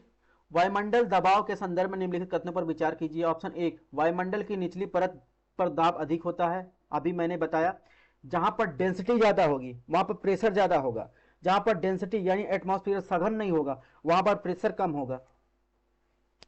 तो आपके ऊपर डेंसिटी, जैसे आप सतह पे रह रहे हैं, मैदानी इलाकों में रह रहे हैं, तो वहां पे आप डस्ट पार्टिकल और डेंस मटेरियल ज्यादा है तो वहां पर डेंसिटी ज्यादा होगी, दबाव ज्यादा होगा। जैसे जैसे ऊपर जाएंगे दबाव कम होता जाएगा, इसीलिए ऊपर जो है ऑक्सीजन की जरूरत पड़ती है। आप जैसे जैसे पहाड़ी एरिया में जाते हैं ऑक्सीजन लेवल कम हो जाता है, वो मैनेज नहीं कर पाता, आपका जो हार्ट है और ऑक्सीजन दोनों मैनेज नहीं कर पाता है, इसलिए आपकी सांस फूलने लगती है और आपको ऑक्सीजन की ज्यादा जरूरत पड़ती है। लेकिन आप वहीं मैदानी इलाकों में है तो एटमॉस्फेरिक प्रेशर की वजह से वो जो आपका हार्ट पंप कर रहा है और जो ऑक्सीजन आप ले रहे हैं वो बैलेंस की वजह से आपकी सांस फूलती नहीं है। ऑप्शन 2 की बात करें, इसमें पूछा है वायुमंडल चक्रण के कारण पृथ्वी की सतह पर सर्वाधिक उष्मा का वितरण होता है। ऑप्शन 3 की बात करें, दोनों ही गोलार्धों में तापमान प्रवणता गर्मियों के बजाय सर्दियों में अधिक होता है। ऑप्शन 4 की बात करें, वायुमंडल की सापेक्षिक आर्द्रता बैरोमीटर द्वारा मापा जाता है। तो इसमें कौन सा ऑप्शन सही है दोस्तों? अगर ऑप्शन 1 की बात करें, ऑप्शन 1 सही है, यह दाब के क्षैतिज वितरण के कारण होता है। हवा अत्यधिक संपीड़ित गैसों का मिश्रण होता है। निचली सतह पर उसका घनत्व अधिक होता है, यानी मैदानी इलाकों की बात कर रहा है। परिणाम स्वरूप क्या होता है, वायुमंडल की सबसे निचली सतह पर अत्यधिक दाब होता है। इसके विपरीत वायुमंडल की ऊपरी सतह पर निम्न दाब होता है। ऊंचाई बढ़ने के साथ वायु दाब में सदैव गिरावट आती है, ठीक है, और डेंसिटी में भी गिरावट आती है। इस प्रकार ऑप्शन 1 सही है, ऑप्शन 2 भी सही है। वायुदाब का क्षैतिज वितरण विभिन्न अक्षांशों पर वायुमंडलीय दाब का वितरण है। यह वायुदाब पेटियों में विभाजित होता है। वायुमंडलीय चक्रण के कारण पृथ्वी की सतह पर ऊष्मा और आर्द्रता का वितरण होता है। वायुमंडलीय चक्रण के कारण क्या होता है, लगभग 87% ऊष्मा का वितरण होता है, जबकि शेष वितरण सागरीय चक्रण के कारण होता है। ऑप्शन 3 की बात करें दोस्तों, ऑप्शन 3 भी सही है। अगर बात करें उष्णकटिबंधीय क्षेत्र में वर्ष भर उच्च तापमान रहता है, जबकि ध्रुवीय क्षेत्रों में ऋतु के आधार पर काफी अंतर देखने को मिलता है। इसलिए उष्णकटिबंधीय और ध्रुवीय क्षेत्रों के बीच तापमान गर्मियों की तुलना में क्या होता है, सर्दियों में अधिक होता है। ठीक है, तो ऑप्शन 3 भी सही। 4 की बात करें तो 4 गलत है, ठीक है, 4 गलत है, क्योंकि सापेक्षिक आर्द्रता का मापन जो होता है, सापेक्षिक आर्द्रता का मापन किससे किया जाता है, वो किया जाता है आर्द्रता मापी जो होती है वो हाइग्रोमीटर द्वारा किया जाता है, ठीक है, वो हाइग्रोमीटर द्वारा किया जाता है। जब भी वायुमंडलीय प्रेशर का मापन जो होता है वो किससे किया जाता है, वायुमंडलीय प्रेशर का मापन किया जाता है, एटमॉस्फेरिक प्रेशर का मापन बैरोमीटर द्वारा किया जाता है। इसके अलावा हवा के वेग जो होते हैं, हवा के वेग का वेग जो होते हैं उसकी चाल कितनी है उसका मापन जो है एनीमोमीटर यानी एनीमोमीटर द्वारा किया जाता है। तो इस प्रकार आपको ध्यान रखना है, अगर एटमॉस्फेरिक प्रेशर वायुमंडलीय दाब का मापन किया बैरोमीटर, वहीं सापेक्षिक आर्द्रता का माप हाइग्रोमीटर, हवा के वेग का मापन एमोनोमीटर द्वारा किया जाता है। तो अंततः इसमें ऑप्शन सी सही है, यानी 1 2 3। बढ़ते हैं क्वेश्चन नंबर 19 पे। इसके अलावा रिलेटिव ह्यूमिडिटी की थोड़ी बात कर लेते हैं, सापेक्षिक आर्द्रता की। सापेक्षिक आर्द्रता होती क्या है, अभी क्वेश्चन में आया था ना, सापेक्षिक आर्द्रता होती है जल में कितना परसेंट एयर जो है, सॉरी, जो रिलेटिव ह्यूमिडिटी होती है वो एयर में उपस्थित जो है जलवाष्प की मात्रा को जो है निर्धारित करती है, ठीक है। यानी अगर लो ह्यूमिडिटी यानी शुष्क से हाई ह्यूमिडिटी, जहां बारिश हो रही, जहां उष्णकटिबंधीय, अगर बात करें उष्णकटिबंधीय जलवायु में जाते हैं तो रिलेटिव ह्यूमिडिटी में क्या आता है, रिलेटिव ह्यूमिडिटी में जो है आप देखेंगे कम आता है, यानी तापमान जैसे बढ़ता जाता है रिलेटिव ह्यूमिडिटी कम होती चली जाती है, ठीक है। Amount of water in air जो है 10 डिग्री सेल्सियस पर देखेंगे तो वो जो है तापमान जो है देखेंगे एट 10 डिग्री सेल्सियस पर क्या होगा, 100% जो है वाटर वेपर मिलेगा। तो तापमान जैसे ह्यूमिडिटी जो है लो ह्यूमिडिटी हाई ह्यूमिडिटी जब जाएंगे तो रिलेटिव सापेक्षिक आर्द्रता में कमी आएगी, ठीक है। तो ये आप जो है पॉज करके देख लीजिएगा, अगर आपको और अच्छे तरीके से समझना है तो नेक्स्ट लेक्चर में हम इसके लिए अलग से वीडियो बना देंगे। अभी नेक्स्ट क्वेश्चन की तरफ बढ़ते हैं। निम्नलिखित कथनों में से पृथ्वी की सतह पर तापमान को प्रभावित करते हैं। ऑप्शन 1 ऊंचाई, अक्षांश ऊंचाई, भूमि और जल का वितरण, महासागरीय जलधाराएं, स्थल स्वरूपित और औद्योगिक मानव बस्तियां।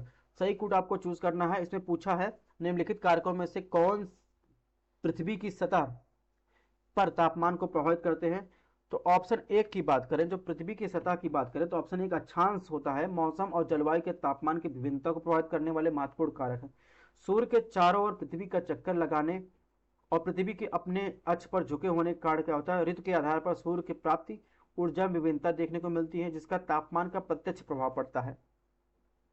तो अक्षांश तो शामिल रहेगा पृथ्वी की सतह पर तापमान को। सपोज ये सन है और पृथ्वी जो है 23.5 डिग्री झुकी हुई है, तो जो इसके सीधे पड़ेगा वहां पर तापमान जो है देखेंगे तो तापमान उसको ज्यादा प्रभावित होगा। यानी अगर बात करेंगे जैसे जैसे इसकी स्थिति पृथ्वी की चेंज हो रही है, अक्षांश स्थिति चेंज हो रही है, वैसे वैसे उस अक्षांश पर जो है तापमान के प्रभाव पृथ्वी पर अलग अलग हो रहे हैं। ऊंचाई की बात करें, ऊंचाई भी जो है प्रभावित करती है, ठीक है, पृथ्वी। उसके अलावा बात करें भूमि और जल की बात करें तो ये भी प्रभावित करती हैं, क्योंकि जल की विशिष्ट उष्मा क्षमता के कारण जल की सतह की तुलना में भूमि की सतह अधिक तीव्र से गर्म और ठंडी होती है। इसी कारण देखेंगे गर्मियों में गर्मी, सर्दियों में ठंड से द्वीप महाद्वीपीय के आंतरिक भागों से तटीय क्षेत्रों की तुलना में तापमान अधिक अंतर पाया जाता है, तो ये भी होगा। इसके अलावा महासागरीय जलधाराएं, तो ये भी होगा। सागरीय जलधाराओं द्वारा उष्मा का एक स्थान से दूसरे स्थान तक स्थानांतरण होता है। गल्फ धारा जो होती है, उत्तरी अटलांटिक धारा के कारण पश्चिमी यूरोप के तटीय क्षेत्रों में अधिक उष्मा बनी रहती है, जिससे उनके बंदरगाह बर्फ मुक्त बने रहते हैं। इसी प्रकार देखेंगे ठंडी जलधाराओं के कारण गर्मियों के दौरान तापमान में गिरावट आती है, विशेष रूप से तप या तटीय अपतटीय पवनों द्वारा स्थलीय क्षेत्रों को प्रभावित करते हैं। ठीक है, ऑप्शन 5 देखेंगे तो ये भी सही है, क्योंकि स्थल रूप अवरोध यानी विशेष रूप से बड़ी जो पर्वत श्रृंखलाएं हैं एक स्थान से दूसरे स्थान पर होने वाले हवा के प्रवाह को अवरोध करते हैं, जिसके कारण किसी क्षेत्र के तापमान प्रभावित करता है, फॉर एग्जाम्पल हिमालय। इसके अलावा ह्यूमन गतिविधि जो है, जैसे वनों की कटाई, बड़े जल भंडारों का निर्माण, औद्योगिक प्रदूषण स्थानीय जलवायु प्रतिरूप को प्रभावित करता है। इस प्रकार वैश्विक जल स्तर पर तापमान को प्रभावित करता है। इसमें देखेंगे ऑप्शन डी शामिल है, यानी सभी। अब बात करते हैं क्वेश्चन नंबर 20 के। हाल ही में अरब सागर में तीव्र चक्रवात का निर्माण देखा गया है, पहले की बात कर रहा है। इसके लिए निम्नलिखित कौन सा जिम्मेदार है, यानी अरब सागर में तीव्र चक्रवात के लिए कौन जिम्मेदार है? El Nino, option 2 positive dipole, Indian dipole. इसके अलावा ऑप्शन 3 अरब सागर में कम नदियों के प्रवाहित होना। ऑप्शन 4 अरब सागर से घिरी हुई प्रकृति। सही उत्तर चूज कीजिए। अरब सागर में तीव्र चक्रवात जो आते हैं, तो इसमें ऑप्शन 1 देखेंगे तो एल नीनो जो होता है। अगर एल नीनो की बात करें दोस्तों, सबसे पहले आपको एल नीनो समझा देते हैं। पहले हमको एल नीनो दिखाते हैं होता क्या। ये देखिए नॉर्मल ईयर में क्या होता है और एल नीनो ईयर में क्या होता है। एल नीनो और एक घटना होती है ला नीना। ये जटिल मौसम पैटर्न होता है जो विषुवत रेखीय प्रशांत महासागर क्षेत्र में तापमान में विभिन्नता का घटित होता है।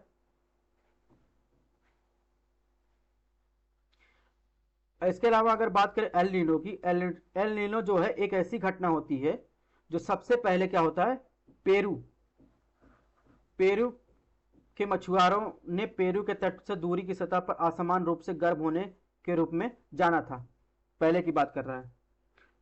स्पेनिश प्रवासियों ने इसे एल नीनो कहा, जिसका अर्थ होता है छोटा लड़का।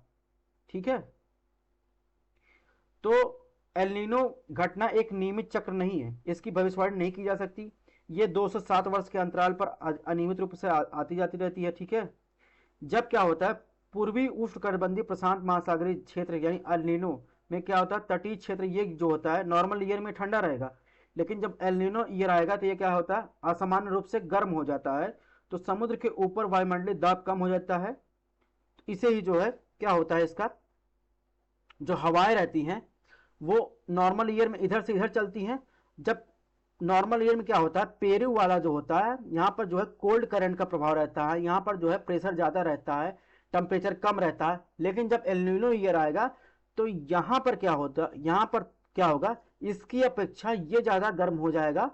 तो साउथ इक्वेटोरियल करंट क्या होती है, जो इधर से इधर चलनी चाहिए वो इधर से इधर चलने लगती है यहाँ पर, क्योंकि यहाँ पर जो हाई प्रेशर बन जाता है और टेम्परेचर यहाँ पर ज़्यादा होने से यहाँ पर लो प्रेशर बन जाता है। तो हमेशा जो हवाएं चलेंगी हाई प्रेशर से लो प्रेशर की तरफ चलेंगी।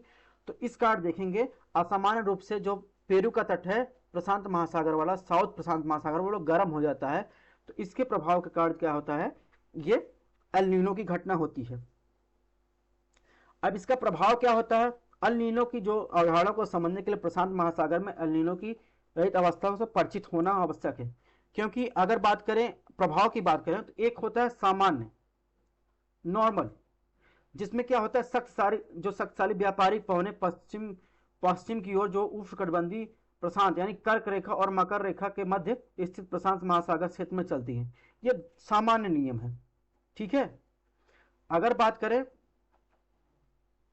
महासागर पर प्रभाव क्या होता है, तो एल नीनो समुद्र के तापमान में क्या होता है, जो है समुद्र की धाराओं गति और सख्त तटीय मत्स्य पालन और ऑस्ट्रेलिया के दक्षिण अमेरिका और उसके आगे तक स्थानीय मौसम को प्रभावित करता है। वर्षा में वृद्धि हो जाती है क्योंकि गर्म जल सतह का प्रभाव कारण वर्षा में वृद्धि होती है। इसकी वजह से क्या होता है, दक्षिण अमेरिका में भारी वर्षा होती है, जिससे तटीय क्षेत्रों में क्या होता है, बाढ़ आ जाता है। ठीक है, और अपरदन की क्रिया भी देखने को मिलती है। उसके अलावा नॉर्मल ईयर में यहाँ पर वर्षा होती है, फिर जब एल नीनो रहता है तो बाढ़ और सूखे के कारण जो है होने वाले रोग में वृद्धि हो जाती है। इस प्रकार देखेंगे बीमारियां भी पनपती हैं। एल नीनो की वजह से क्या होता है, विश्व के कुछ एक हिस्सों में हैजा, डेंगू, मलेरिया के मामलों में वृद्धि होती है। और सूखे के कारण देखेंगे जंगलों में आग लगती है। आपने सुना होगा ऑस्ट्रेलिया में आग लग गई, कैलिफोर्निया में आग लग गई। तो इस प्रकार जो है वहां पर विंटर भी अगर देखेंगे इस एरिया में नॉर्थ अमेरिका में वार्मर होता है एल नीनो के प्रभाव से। ऑस्ट्रेलिया के जो है पश्चिमी कोस्ट पर, सॉरी यहां पर भी जो है इसकी अपेक्षा जो है गर्म होता है। तो यहां पर देखेंगे तो जो है इसकी वजह से बाढ़ और ये सब घटनाएं देखने। इसके अलावा नकारात्मक के सकारात्मक प्रभाव देखने को मिलते हैं। कभी कभी इसके सकारात्मक प्रभाव भी हो सकते हैं। उदाहरण के लिए अल नीनो के कारण अटलांटिक महासागर में तूफान की घटनाओं में कमी आती है, जो यहाँ पर घटनाएं होती हैं। ठीक है। दक्षिण अमेरिका में एल नीनो का कारण दक्षिण अमेरिका के बारिश अधिक होती है, तो वहीं इंडोनेशिया और ऑस्ट्रेलिया इसके कारण क्या होता है, सूखे का कारण बनते हैं। क्योंकि यहाँ पर सूखे कारण क्यों बनते हैं, क्योंकि यहाँ पर हाई प्रेशर बना हुआ है। हाई प्रेशर बना हुआ है, जब टेम्परेचर ही ज़्यादा नहीं है, टेम्परेचर लो है, तो यहाँ पर संवहन धाराएं ऊपर उठेंगी नहीं, संवहन करंट उठेंगे नहीं, पानी जो है वाष्पित होकर आता ग्रहण नहीं करके, तो यहाँ पर बारिश नहीं होगी। तो ठीक है, तो बारिश कहाँ होगी, एल नीनो में। एल नीनो में यहाँ पर होगी दक्षिण अमेरिका के पास। बाकी विशेषता आपको जो है आगे हमने इसका पीडीएफ पहले ही एल नीनो का ला नीनो का अपलोड कर दिया है, वहां पर आप देख सकते हैं। ठीक है। तो ये कुछ व्यापारिक ट्रेडिशनल जो है हवाएं हैं उनके बारे में आप देख लीजिएगा, आपने पढ़ा ही होगा। इसमें आप हॉर्स लैटिट्यूड देख लीजिएगा किसे कहा जाता है। ठीक है, कभी कभी पूछ लेता है। डोल्ड्रम जो होता है ये यहाँ पर शांत क्षेत्र होता है, यहाँ पर कोई हवा नहीं चलती है। ट्रेड विंड, इसके बारे में आप लोगों ने पढ़ा ही होगा। इसके अलावा ये एल नीनो के बारे में हमने बता ही दिया कि एल नीनो जो होता है समुद्र की सतह का तापमान बहुत अधिक बढ़, जबकि ला नीनो समुद्र सतह का तापमान कम हो जाता है। ये सभी फीचर्स आपको याद रखना है, ये मैंने बता ही दिया उसके प्रभाव क्या होता है। अब दोस्तों बात करते हैं इंडियन डाइपोल।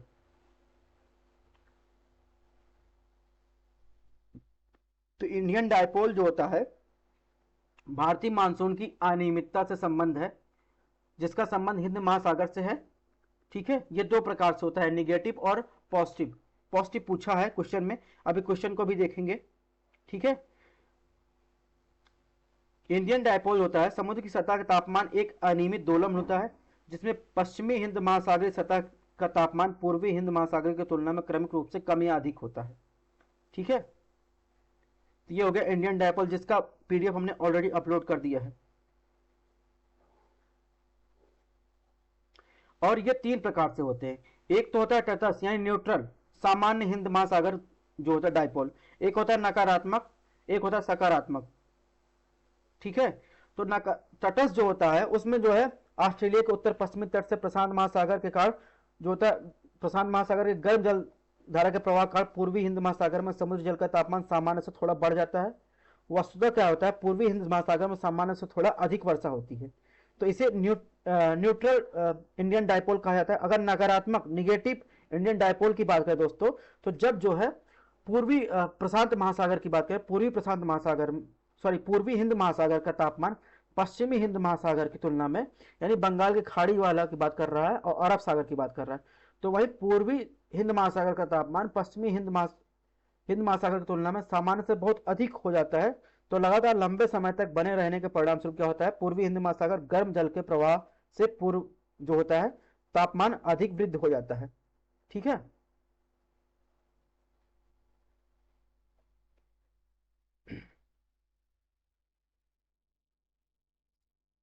ठीक है। अब बात करेंगे कि जो सकारात्मक होता है तो इसका उल्टा हो जाता है, जब पश्चिमी हिंद महासागर जो होता है पूर्वी हिंद महासागर की तुलना में क्या अधिक गर्म हो जाता है, तो इसे सकारात्मक डायपोल का। अब इसके प्रभाव क्या है, इसकी पीडीएफ हमने अपलोड कर दी है। तो इस तरह ये एल नीनो नाल नीनो हो गया। ठीक है, अब इसमें कौन सा आंसर सही था ये देख लेते हैं, जो लास्ट आज का हमारा लास्ट क्वेश्चन है। तो 20 वाले में डी ऑप्शन सही होगा। ठीक है, तो आज का हमारा 20 क्वेश्चन का टारगेट पूरा हुआ। आशा करते हैं आप सबको ये टेस्ट सीरीज पसंद आ रही हो। अगर पसंद आ रही हो तो और लोगों के पास शेयर कीजिए, लाइक कीजिए, सब्सक्राइब कीजिए। इसकी पीडीएफ हमारे टेलीग्राम चैनल पर मिल जाएगी। और La Nino, El Nino, Indian dipole, इन सब की पीडीएफ मैंने ऑलरेडी अपने टेलीग्राम चैनल पर अपलोड कर दी है, 2-3 पेज का है, आप उसको जाके पढ़ लीजिएगा। आपके आगे आने वाले टेस्ट में काम देगा, अगर एग्जाम में काम देगा। और अगर कोई इंक्वायरी चाहिए तो हमारे पर्सनल नंबर पर आप एसएमएस कर सकते हैं, व्हाट्सएप या टेलीग्राम पर। तो मिलते हैं नेक्स्ट टेस्ट सीरीज के साथ।